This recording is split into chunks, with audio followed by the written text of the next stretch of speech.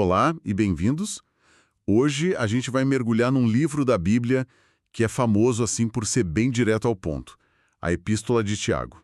Ele não alivia, né? Não mesmo. E para guiar nossa conversa, a gente está usando como base o livro Tiago, Transformando Provas em Triunfo, do Hernandes Dias Lopes. É um comentário excelente, bem prático. Exato. A ideia aqui é extrair as lições do dia a dia que o Tiago oferece. Ele não parece muito focado em teorias complexas. Não, o negócio dele é a fé que você diz ter, como ela aparece na sua vida, na prática. E o mais incrível é como as perguntas que ele fez há quase 2000 anos, nossa, parecem que foram escritas ontem para nós. Totalmente. O autor do comentário, Lopes, ele descreve o Tiago não como um escritor, mas quase como um pregador, sabe? Sim, Dá pra imaginar ele falando com urgência, com paixão, um estilo bem direto, prático, às vezes até meio desconfortável. Não é à toa que chamam o livro de Provérbios do Novo Testamento. e qual seria o centro dessa mensagem tão urgente? Pelo que eu entendi, o grande alvo do Tiago é o que a gente poderia chamar de, sei lá, uma esquizofrenia espiritual. Boa definição. É aquele abismo, né? Entre o que se fala na igreja e o que se faz no trabalho, em casa. Esse divórcio entre o crer e o viver. Exatamente. E os problemas que ele lista são os nossos. Como lidar com provação, com tentação, com briga na comunidade, com a atração pelo mundanismo. E principalmente a dificuldade de frear a língua, né? Nossa, essa é central. E para Tiago, a raiz disso tudo não é assim um erro teológico super complexo, é simplesmente imaturidade, falta de crescimento. Sabe, a parte da pesquisa que realmente me pegou foi descobrir quem era esse Tiago. Ah, isso muda tudo. O livro deixa claro que ele era o irmão de Jesus, o que por si só já é uau. Mas o detalhe que vira o jogo é que, no início, ele não acreditava. Pois é, a família chegou a achar que Jesus tinha enlouquecido. É uma virada de chave impressionante, não é? Total. A gente tende a ver esses personagens como figuras que já nasceram prontas, com a fé inabalável. Mas ele teve uma jornada. Foi de cético a um dos pilares da igreja de Jerusalém. A ressurreição de Cristo e o encontro que ele teve com Jesus ressuscitado mudou tudo. E a humildade dele é incrível. Na carta, ele não se apresenta como o irmão do Senhor. Não, ele se chama de servo. Ele entendeu que o status dele não vinha do parentesco, mas da submissão a Cristo. E essa transformação pessoal dele dá um peso enorme para o que ele vai falar, especialmente quando ele chega no capítulo 2, Ah, o famoso capítulo 2. onde ele pergunta como a gente sabe se uma fé é de verdade ou é só da boca para fora. É aqui que muita gente vê uma briga de gigantes entre Tiago e o apóstolo Paulo. Sim, a clássica tensão fé versus obras. De um lado, Paulo dizendo que a gente é salvo pela fé, ponto. Do outro, Tiago dizendo que a fé sem obras é morta. Parece uma contradição. E como o comentário desata esse nó? Ele argumenta, e eu acho muito convincente, que eles não estão se contradizendo, estão olhando para a mesma moeda, só que de lados diferentes. Respondendo a perguntas diferentes. Exato. Paulo está combatendo um legalismo, a ideia de que você pode merecer a salvação com suas ações. Por isso ele foca na causa da salvação, a fé. E o Tiago? O Tiago está combatendo o oposto. A turma do já que tenho fé, posso viver de qualquer jeito. Então ele foca na evidência da salvação, as obras. Tem uma frase no livro que resume isso de forma brilhante. Algo como, somos justificados diante de Deus pela fé. Mas somos justificados diante dos homens pelas obras. Perfeito. Deus vê o coração, o que é invisível. As pessoas só veem o resultado. As obras são a prova. Entende? Entendi.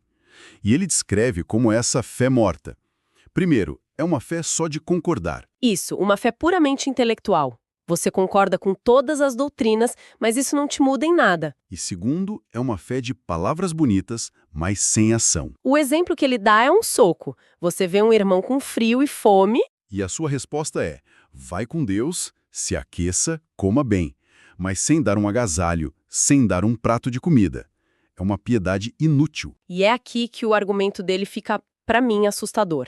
Ele não para na fé morta. Ele sobe um degrau e fala da fé dos demônios. Isso é muito forte. Porque a gente pensa em demônios como ateus, né? Mas Tiago diz o contrário. A teologia deles é impecável. Impecável. É um ponto que gela a gente. O comentário detalha isso. Eles creem nos atributos de Deus, na divindade de Cristo, no juízo final. A fé deles não é só intelectual, é emocional. Como assim? O texto diz que eles creem e tremem. Eles sentem o peso da verdade. Eles sabem quem Deus é e têm pavor disso. Então por que essa fé não salva se eles creem na coisa certa e até sentem o peso disso? O que está faltando? Falta o principal: a vontade, a submissão. A fé deles não gera obediência, não muda a vida deles. Eles reconhecem a autoridade de Cristo, mas não se dobram a ela. E a provocação do Tiago é brutal. Sim, ele está dizendo que uma fé que sabe tudo, mas não muda o comportamento, não é diferente da fé dos demônios. Isso acaba com qualquer religiosidade superficial. E se a fé se manifesta na prática, na vontade, imagino que a primeira prova de fogo seja o que sai da nossa boca. É aí que ele entra na questão da língua, né? Exato. E ele dedica um espaço enorme e uma linguagem fortíssima para isso. Ele chega a dizer que se alguém se acha religioso, mas não controla a língua, a religião dele é vã, é inútil. É o teste final para ele. O teste definitivo. Para mostrar o estrago que isso pode fazer, o comentário resgata uma história terrível do Antigo Testamento, a de um cara chamado Doeg. Ah, sim. Pode nos lembrar o que aconteceu ali. Claro, a cena é: o rei Saul está numa caçada maluca para matar Davi. Davi, fugindo, chega com fome numa cidade de sacerdotes, Nob. O sacerdote ajuda Davi sem saber da briga. E o Doeg viu tudo? Viu tudo. E foi correndo contar para o rei. Mas ele não só contou, ele distorceu. Ele envenenou a informação. Como? Então Saul se vira para Doeg e diz: faz você. Que terrível. E o resultado? Um massacre. Doeg, com a própria espada, mata 85 sacerdotes e depois ataca a cidade, matando homens, mulheres, crianças, um banho de sangue. Tudo por causa de uma palavra mal colocada. Exato. É o exemplo perfeito do que Tiago quer dizer. Uau! Ele usa umas analogias bem visuais para isso, né? O comentário agrupa de um jeito bem didático. A primeira é o poder de dirigir. Sim, ele compara a língua a duas coisinhas que controlam algo imenso. O freio na boca do cavalo, que direciona o animal inteiro. E o pequeno leme que governa um navio gigante. Isso. Uma palavra pode mudar o rumo da vida de alguém. A segunda analogia é a mais assustadora. O poder de destruir. É, a imagem do fogo. Uma faísca que incendeia uma floresta. Ele diz que a língua é um mundo de iniquidade, que põe em chamas o curso da nossa existência. É pesado. Quem nunca viu um boato destruir um ambiente, né? Ele também chama de veneno mortal. Mas não é só destruição. E esse é o ponto. Tem o outro lado, o poder de deleitar, de construir. Exato. A língua pode ser como uma fonte de água fresca, uma árvore com bons frutos. Uma palavra pode curar, animar, trazer vida. E é aqui que ele aponta para nossa maior incoerência. A de usar a mesma ferramenta para construir e para destruir. Precisamente. Ele diz: com a mesma boca a gente bendiz a Deus e amaldiçoa as pessoas que foram feitas à imagem de Deus. Para ele isso é um absurdo. Não faz sentido. E essa ideia de coerência, de que o que está dentro aparece fora, leva direto para o próximo tema dele. As duas sabedorias. Isso, uma que vem do alto e outra que é terrena. Mas antes, o que ele quer dizer com sabedoria? Não é só ser inteligente, ter muito conhecimento, né? De jeito nenhum. O comentário define bem. Sabedoria não é o que você sabe, mas o que você faz com o que sabe. É tipo olhar para a vida com os olhos de Deus. É a arte de viver bem. Ok, então vamos colocar as duas lado a lado. Começando pela sabedoria terrena. Como ela é? Tiago não mede palavras. Ele diz que a origem dela é terrena, animal e demoníaca. Nossa, que pesado. E ela se manifesta de um jeito bem claro. Inveja, espírito de competição egoísta, partidarismo, aquela mentalidade de farinha pouca, meu pirão primeiro. E o resultado disso é sempre... Confusão, desordem, e toda sorte de coisas ruins. É o caos. E a sabedoria celestial, a que vem do alto. É o oposto. A origem é Deus. E as características, ele faz uma lista linda. Diz que ela é primeiramente pura, a motivação é limpa. E depois? Depois, pacífica, indulgente, tratável, cheia de misericórdia e de bons frutos. Imparcial, sem fingimento.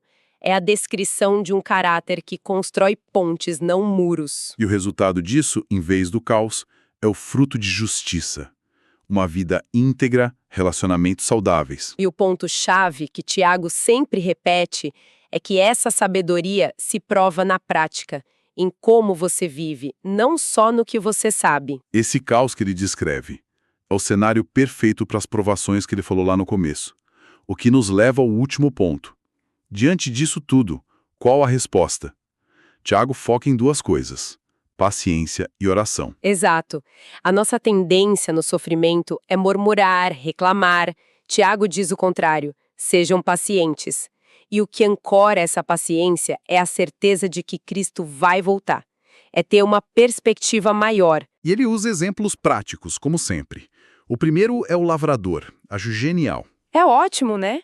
Ele planta a semente e Depois espera. simplesmente espera. Ele não controla a chuva, não acelera o crescimento, ele confia no processo e espera porque sabe que o fruto que virá é precioso. A espera vale a pena. O segundo exemplo são os profetas. Eles tinham um privilégio enorme, mas a vida deles não foi nada fácil. O comentário ressalta isso. Para os profetas, privilégio e sofrimento andavam juntos. Justamente por serem fiéis, eles foram perseguidos. E o terceiro exemplo é o campeão da perseverança. Jó. O homem que perdeu tudo. Bens, filhos, saúde, a reputação, tudo. E mesmo assim, no meio daquela confusão, ele não amaldiçoou a Deus. Ele perseverou. E o ponto central não é que ele recebeu tudo de volta em dobro, né? De forma alguma. Essa é a grande sacada. A maior bênção não foi a restauração material, foi a transformação interior. No fim, Jó diz a Deus: eu te conhecia só de ouvir falar, mas agora os meus olhos te veem. Ele saiu da prova conhecendo a Deus de um jeito mais profundo. Essa é a verdadeira vitória. Paciência e, por fim, a oração, quase como um remédio universal para a vida. É a resposta para tudo. Tá sofrendo? Ore. Tá feliz? Cante louvores. Tá doente? Chame a comunidade para orar com você. A oração permeia tudo. E para provar que funciona, ele usa o exemplo de Elias. E eu adoro como ele apresenta o Elias. Ah, sim. Ele não fala do grande profeta. Não. Ele faz questão de dizer que Elias era um homem semelhante a nós, sujeito aos mesmos sentimentos. Ele não era um super-herói. Era um ser humano com medos, com altos e baixos, como a gente. E, mesmo assim, a oração desse homem comum fechou e abriu os céus. A mensagem é clara: a oração de quem busca viver de forma justa é poderosa. Uf, que jornada. Então, resumindo, fé sem ação é uma ilusão, língua sem controle destrói tudo, sabedoria que não vem de Deus só gera caos, é um chamado radical à coerência. Coerência, essa é a palavra. No final, tudo volta para isso. E tem uma última imagem que o Tiago usa que, para mim, resume a carta inteira. Ele compara a palavra de Deus a um espelho. Um espelho? Sim. Quando a gente lê, quando a gente ouve, ela nos mostra exatamente quem somos, sem filtro, com os nossos defeitos. A nossa conversa hoje foi um pouco isso, um tempo na frente desse espelho. Exato. E a questão provocativa que fica então, não é apenas o que a gente vê no espelho. A questão é o que a gente faz um segundo depois de se afastar dele. Tiago sugere que o maior autoengano de todos é olhar para o espelho, ver a mancha no rosto, o cabelo bagunçado e simplesmente virar as costas e ir embora sem fazer absolutamente nada a respeito.